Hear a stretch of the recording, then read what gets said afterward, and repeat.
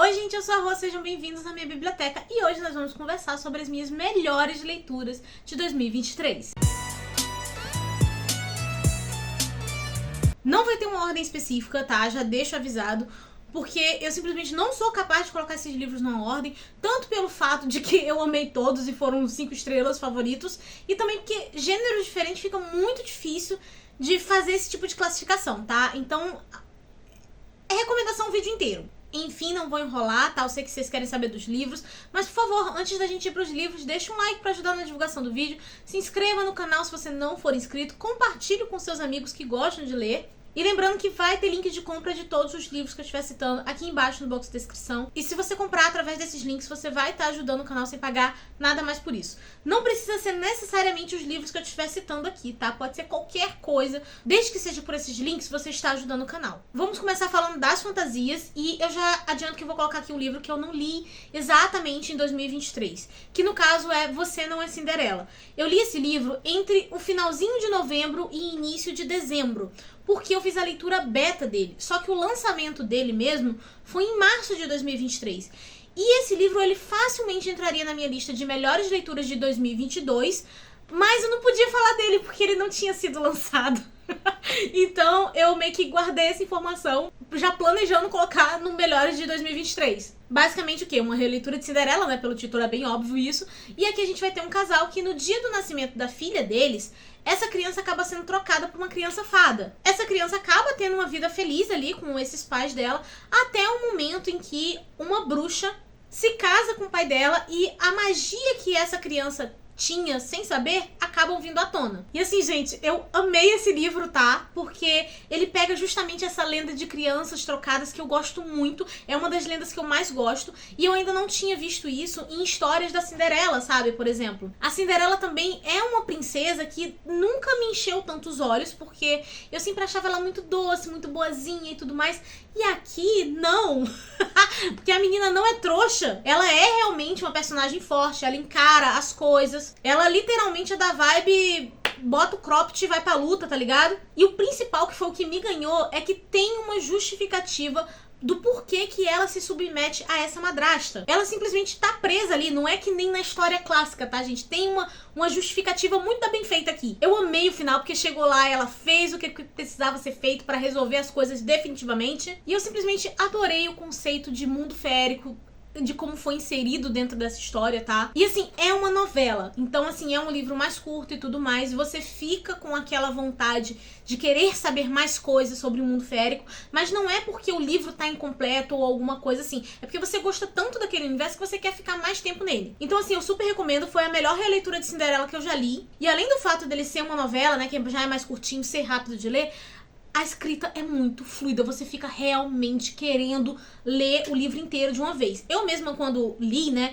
eu demorei um pouquinho mais pra ler, porque eu precisava fazer algumas anotações e tudo mais, porque era uma leitura beta. Mas se fosse uma leitura assim normal, do tipo, eu vou pegar aqui e vou ler. Gente, eu tinha lido isso aqui na sentada, tá? A verdade é essa. Eu só demorei mesmo porque eu tava parando pra fazer algumas anotações, pra realmente assim poder passar o feedback dele. E pelo amor de Deus, vocês comprem esse livro, porque o negócio tá baratinho, tá? Tem no Kindle Unlimited também, então não tem desculpa pra não ler. Aí uma outra fantasia que também foi uma das minhas favoritas, assim, foi Rule of Wolves, né, da Leigh Bardugo, porque é o segundo livro da duologia Nicolai. E assim, não dá pra falar muito, né, porque, enfim, não quero dar spoilers, mas esse livro foi um completo surto, tá? Ele mostra muito as relações políticas dos outros países aqui desse universo. Também envolve muito as crenças religiosas desses lugares. E assim, depois de tudo, né, tipo, da trilogia Grisha, Six of Crows, o próprio primeiro livro, né, King of Scar, a gente vê que Ravnica tá muito fragilizada, politicamente falando. Os outros países estão enxergando essa fragilidade e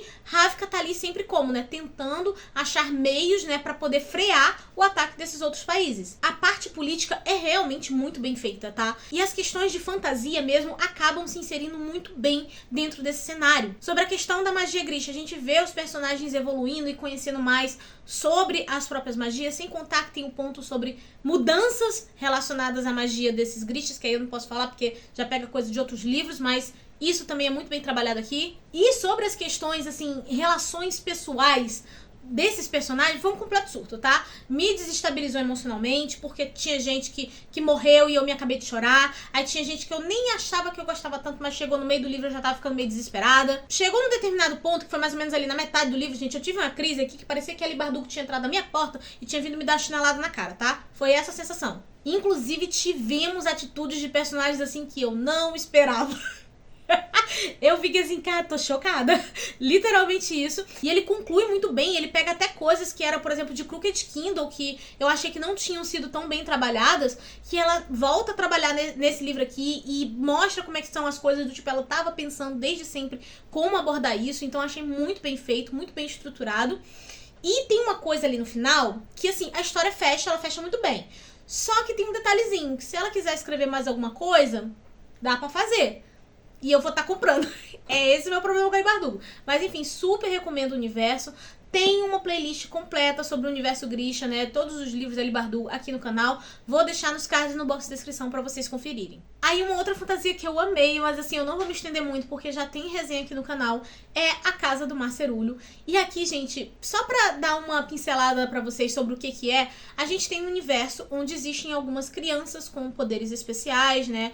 E elas são colocadas em determinados orfanatos. E nós vamos ter o Linus, que ele trabalha para a empresa, assim, que coordena esses orfanatos, e ele tem que fazer a fiscalização para saber se tá tudo ok, né? Para saber se essas crianças são perigosas ou como que elas estão sendo tratadas, esse tipo de coisa. E o Linus, por conta ali da empresa, né, que ele trabalha, ele tem certos preconceitos, né? Ele vai realmente achando que essas crianças são super perigosas.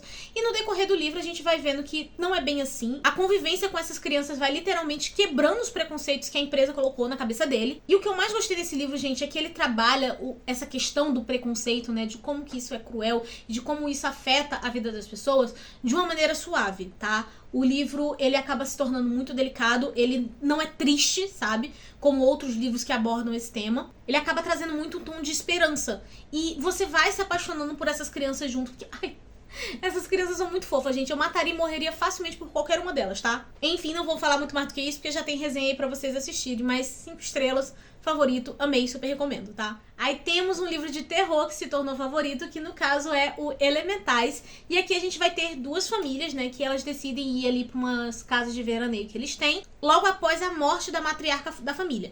Aí lá tem 3 casas, tá? 2 que estão sendo usadas por essas famílias e uma que é meio que bloqueada ali por dunas e que eles acham que ninguém mora ali há muito tempo. Não vou me estender porque já tem resenha e assim, gente, pelo amor de Deus, assistam essa resenha, tá? Porque esse livro é um livro de terror maravilhoso e poucas pessoas conhecem, poucas pessoas falam dele. Depois que eu fiz a resenha, eu fui procurar, gente, quase não tem resenha no YouTube, gente. Eu quero saber o que aconteceu que as pessoas não estão lendo esse livro. Mas ele é incrível, põe na sua wishlist, sabe? Terrorzinho gostoso. É isso que é esse livro aqui. E o mais legal dele, gente, que é um diferencial, é que a maioria das cenas de terror, elas acontecem à luz do dia. E o autor sabe descrever de uma forma que dá uma sensação de calor, aquela pressão, a sensação de sufocamento dos personagens, sabe? As cenas são muito bem descritas, muito. Parecia que eu tava vendo um filme na minha cabeça. Eu não sei porque que diabo que não fizeram um filme desse livro. Ele traz também algumas críticas ao período em que a história se passa. A gente também acompanha muito das relações familiares, porque assim, a galera desse livro, gente, é bem esquisita, tá? As relações deles são bem esquisitas, mas ela é uma família que funciona. E é justamente desse ponto que a gente acaba se envolvendo e se importando muito com esses personagens. Inclusive, falando dos personagens, eles não são burros de descrentes, eles sabem que tem algo realmente estranho acontecendo e eles vão tentando lidar com isso. Enfim, eu amei, super recomendo. Não vou me estender, por favor, assistam a resenha e depois de vocês assistirem a resenha, pelo amor de Deus, põe pelo menos na wishlist de vocês, tá? Deem uma chance pra esse livro aqui, que ele é pouquíssimo falado, mas ele vale muito a pena. Li muita coisa boa do Stephen King, mas assim, escolhi os 2 melhores aqui. E começando pelo A Espera de um Milagre. E assim, o Stephen King só escreve terror. Não, tá? Esse aqui tem um elementozinho sobrenatural, mas ele é mais voltado pro drama. E aqui a gente vai estar acompanhando a rotina ali dos guardas de uma penitenciária que tem somente presos, assim, do corredor da morte mesmo. Ele se passa ali no período de 1930, né, quando teve aquela depressão econômica. E a gente vai ver principalmente o John Coffey, que é um preso que tá ali. E ele é meio estranho, do tipo, o guarda penitenciário começa a suspeitar que não foi esse cara que cometeu aquele crime horrível. Não vou falar o crime aqui, tá? Mas, enfim, tem essa suspeita aí. E esse cara, pô, parece ter algum certo tipo de habilidade sobrenatural. Esse livro tem várias partes bem reflexivas, inclusive uma parte que me pegou muito foi porque, assim, gente, tem crimes que realmente são imperdoáveis, sabe? Só que aqui já tá todo mundo condenado à cadeira elétrica, sabe? Eles já vão morrer.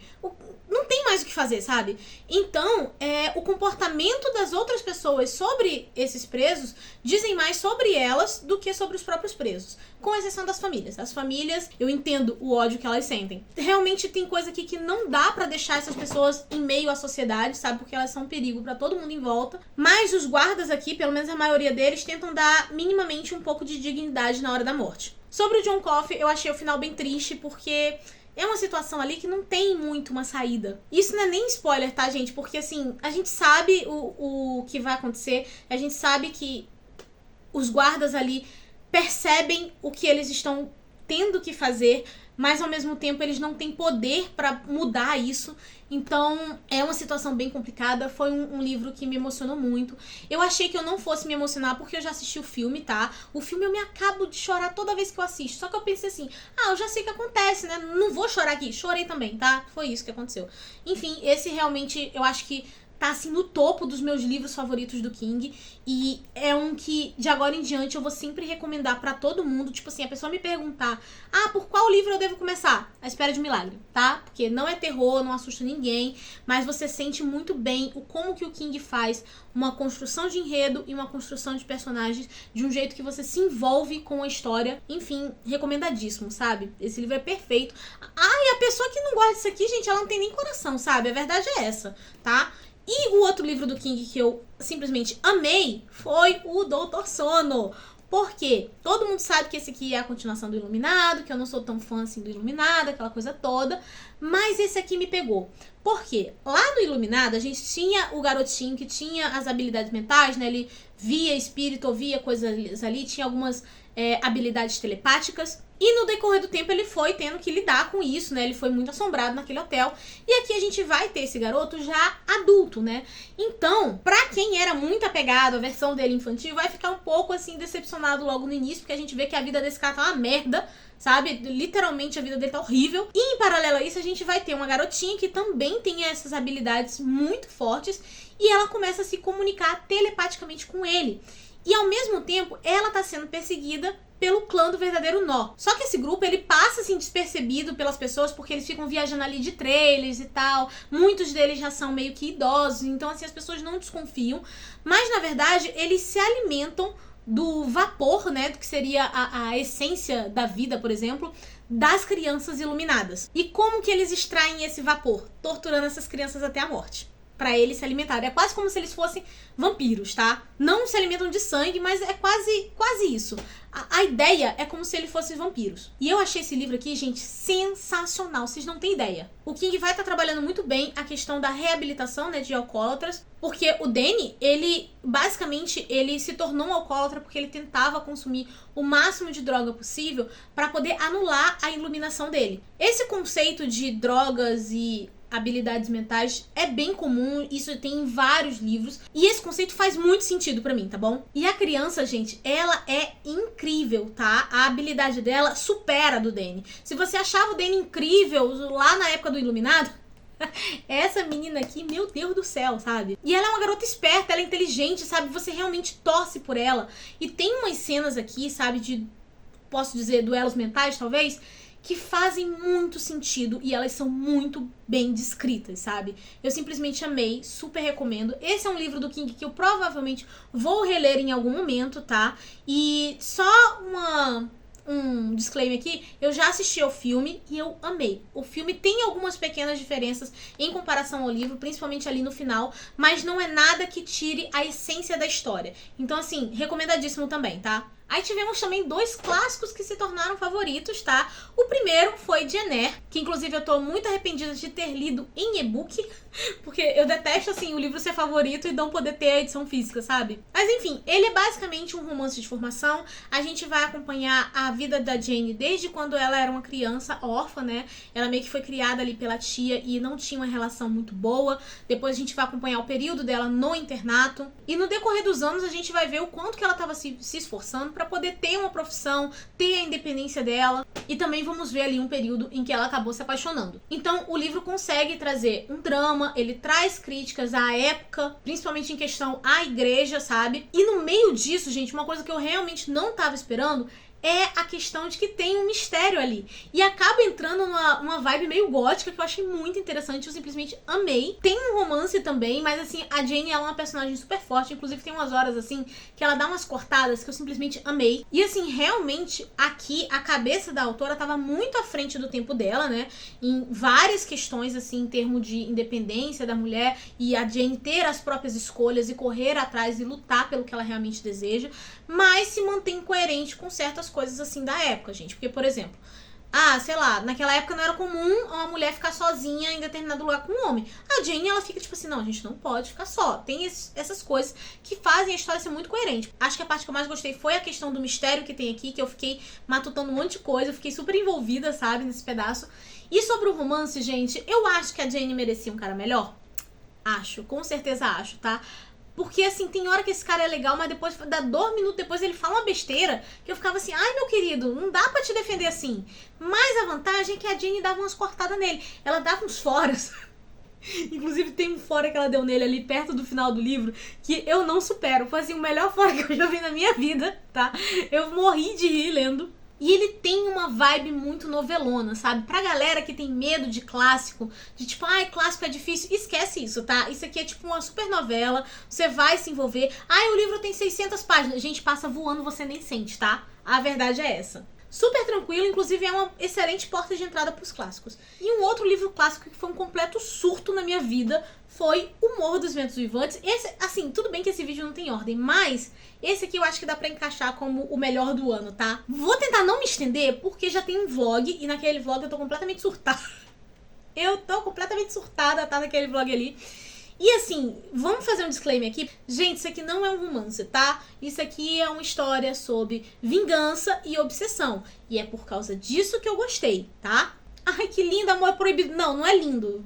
Esses dois aqui, eles ferram com a vida de todo mundo em volta. Não tem como gostar deles. Não tem como torcer por eles. Mas enfim, pra quem não sabe exatamente sobre o que é a história dos Morros Uivantes em si. Basicamente, um cara adota um menino, né? Ele leva pra casa dele, do nada. E esse menino vai crescendo ali junto com os filhos dele, né? A gente vê umas relações meio conflituosas, porque o filho do cara tem ciúme desse garoto, ele não gosta desse menino. A menina ali acaba ficando muito próxima do Radcliffe, que é o menino adotado. E com o passar do tempo, eles dois não podem ficar juntos por causa de questão de status sociais. E é bem isso, né? A partir desse ponto, eles começam a infernizar a vida de todo mundo que tá em volta, sabe? Só que é de uma maneira que, por mais que eles sejam insuportáveis, eu super me diverti torcendo pela tragédia deles. Mas assim, povo chato, tá? Dá vontade de tu meter a porrada neles. Essa menina aqui, a Catherine, gente, essa menina não ia durar 2 dias no Rio de Janeiro, porque alguém já teria metido a porrada nela. O Radcliffe também é outro que também já teria se ferrado. E o que eu mais gosto nesse livro é a questão do descontrole emocional. A situação vai se elevando a níveis absurdos. E que você pensa assim, mas isso é incoerente com a realidade. Não, na verdade isso aqui faz muito mais sentido na minha cabeça na realidade, tá? Porque nos livros parece que os autores tentam deixar uma situação minimamente controlável. E aqui não. Aqui deixa o povo surtar, entendeu? É isso. E eu amei. Porque é muito bem construído. Você torce pela desgraça dos personagens. Eu super me diverti. Eu me acabei de rir com esse livro, tá? Então, assim, assistam o vlog lá. Dá pra ver melhor como é que eu tava surtando. Esse é um livro que claramente vou reler. E ele tem muito a vibe de fofoca. Até porque ele começa com 2 pessoas conversando sobre esses acontecimentos todos. Então, assim, eu me imaginei claramente de roupãozinho com chá e biscoito ouvindo a fofoca. Rô, não quero ler porque acho que clássico é difícil. Não, você vai ler sim. Porque isso aqui é o puro suco do entretenimento e da fofoca, gente. Vale a pena. Você vai se estressar com os personagens porque são 2 insuportáveis. Você vai querer meter a porrada neles. Mas a história como um todo é o puro entretenimento. Enfim, gente, finalmente consegui tempo pra gravar esse vídeo Então, assim, tô até feliz. Eu espero que vocês tenham gostado, tá? Me contem aqui se vocês já leram algum desses livros, se vocês se interessaram, ou qual foi o melhor livro que você leu em 2023, tá? Vamos aproveitar pra bater um papo aqui. E claro, se você se interessou por algum desses livros, vai ter link de compra aqui embaixo no box de descrição, e você comprando esses livros ou qualquer outra coisa, através desses links você ajuda o canal sem pagar nada mais por isso. Os vídeos que eu mencionei também vão estar todos listados aqui embaixo no box de descrição, tá bom? E bem, eu vou ficando por aqui, a nossa conversa continua nos comentários e eu vejo vocês no próximo vídeo. Beijo e tchau!